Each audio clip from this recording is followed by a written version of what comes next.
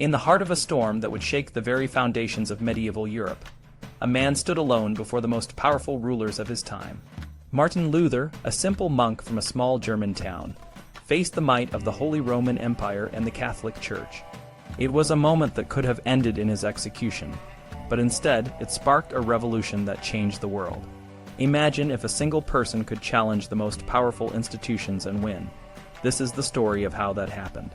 Imagine a world where there's only one way to worship God, where the church controls everything from what you believe to how you live your life. In the early 1500s, this was the reality for most people in Europe. The Catholic Church was the most powerful institution, and it had a grip on every aspect of life. But in this world, a young monk named Martin Luther dared to question everything. Luther was a deeply religious man who had joined a monastery to find peace with God. But the more he studied the Bible, the more he realized that the church's teachings didn't match what he read. He began to see that the church was corrupt, selling indulgences, basically forgiveness for sins, and using the money to build grand cathedrals while the poor suffered. This bothered Luther deeply, and he decided to take a stand.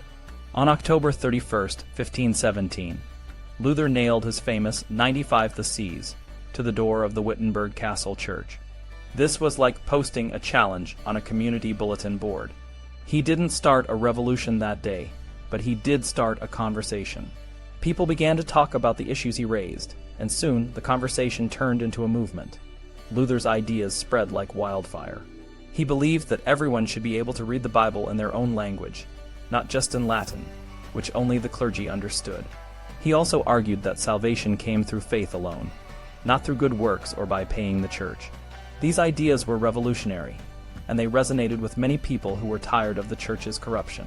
But the church and the Holy Roman Empire didn't like what Luther was saying. They saw him as a threat and summoned him to the Diet of Worms, a meeting of the empire's leaders in 1521. Luther knew this could be a death sentence, but he went anyway. When asked to recant his beliefs, he famously said, "I cannot and will not recant anything, for to go against conscience is neither right nor safe. Here the first stand, I can do no other. God help me. Amen." This bold stance made Luther a hero to many, but it also made him a target. The Emperor Charles V issued an edict calling for Luther's arrest and the destruction of his writings. But Luther had powerful friends, including Frederick the Wise, the Elector of Saxony. To protect Luther, Frederick staged a fake kidnapping and hid him in Wartburg Castle. While in hiding, Luther didn't just sit around. He translated the New Testament into German, making it accessible to the common people. He also wrote many books and pamphlets, spreading his ideas even further. His time in the castle was productive, but it was also lonely and isolating. Luther struggled with depression and anxiety, but he kept writing and spreading his message. Meanwhile, the movement Luther started, which would come to be known as the Reformation, was growing. People in cities like Nuremberg and Wittenberg embraced Luther's ideas, and soon entire regions of Germany were breaking away from the Catholic Church. Lutheranism became a powerful force, and other reformers, like John Calvin and Huldrych Zwingli, began to emerge, each with their own ideas about how to reform the Church.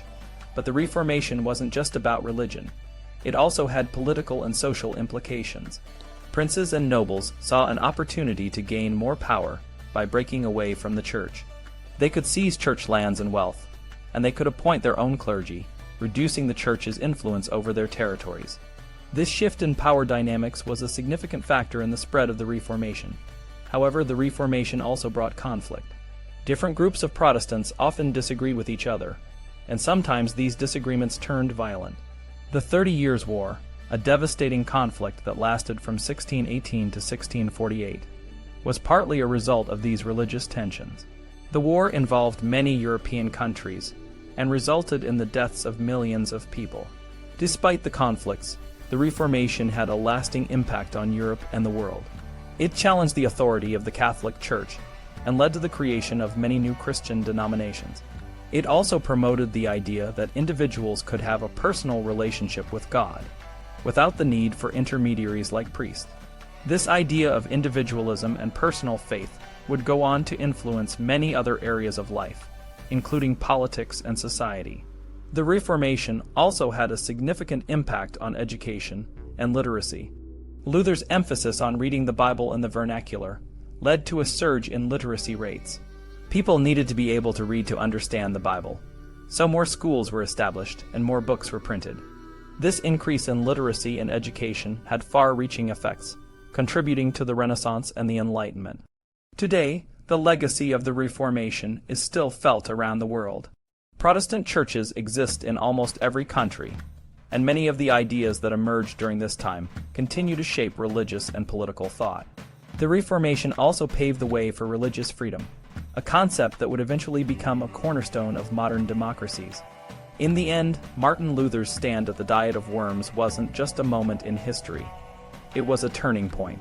It showed that one person, armed with courage and conviction, could challenge the most powerful institutions and change the world. Luther's life and legacy remind us that sometimes standing up for what you believe in, even when it's dangerous, can lead to profound and lasting change.